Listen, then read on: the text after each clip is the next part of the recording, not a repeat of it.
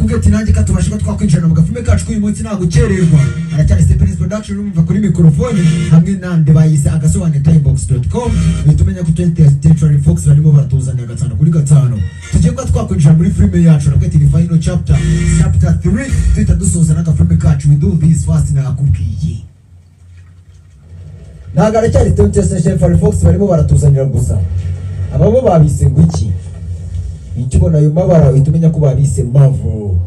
Mavo nayo igakiremo umutayi kujya gafilme kabashwa kongera gatanu kuri gatanu. 3 I want to play quarterback for the New York Giants. Ati nanjye rimwe na rimwe njya numva nusuye kujya mbashwa nakora ikintu cy'igitangaza muri kudapa. Between 10 and 20 million dollars. Akanyamara njya nibaza ati umubumbe w'abantu babona tuyeho miliyoni zigera muri zingahe. Read filime yacu twayitangiye.